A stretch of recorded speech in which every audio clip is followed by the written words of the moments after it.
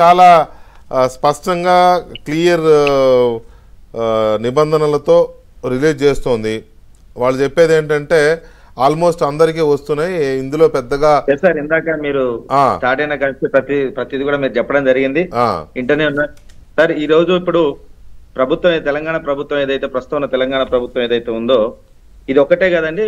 ముందల గడిచినటువంటి 6 నెలల్లో రైతు ఏదైతే బోనస్ ఇస్తానదో ఆ బోనస్ పేరుతో కూడా రైతులను మోసం చేసిన సంగతి ఒకసారి గుర్తు చేస్తున్నాను. మై రిక్వెస్ట్ ఏంటంటే ప్రస్తుతానికి రుణమాఫీకే కన్ఫైన్ అవుదాం. నేనేమంటున్నానండి, గతంలో కూడా ఇదే విధంగా ఇదే గ్యారంటీలో ఉన్నటువంటి బోనస్ చేసినారు.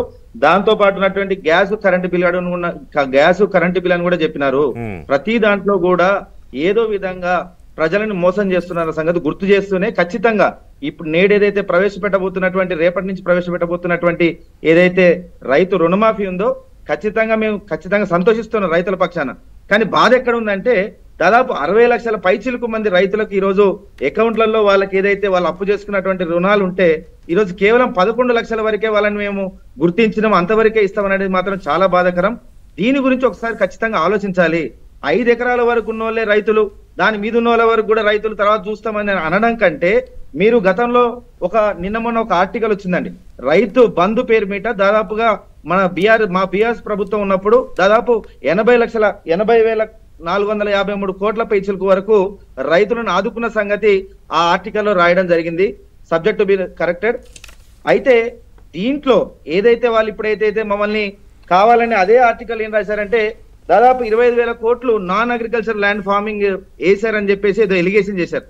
మేము ఒకటే వాళ్ళని అందరిని అడుగుతున్నాం, కేసీఆర్ గారు రైతు బంధు ఇచ్చుకుంటూ ఆ రోజు చెప్పిన మాటలు ఏంటంటే పంట వేసే ప్రతి ఒక్క రైతును కూడా గుర్తిస్తున్నాం, ప్రతి ఒక్కరికి కూడా ఇస్తామని చెప్పేసి ఆ రోజు కేసీఆర్ గారు చెప్తూనే ప్రతి ఒక్కరికి రైతు బంధు వేసిన సంగతి మీ అందరూ గుర్తు చేస్తున్నాం. కానీ ఎట్లాంటి లిటిగేషన్లు కానీ కొరీలు పెట్టేసి రైతులకు ఏదైతే రైతు బంధు అనేది ఆపకుండా కాదు. భగత్ మీరు ఒక మాట దయచేసి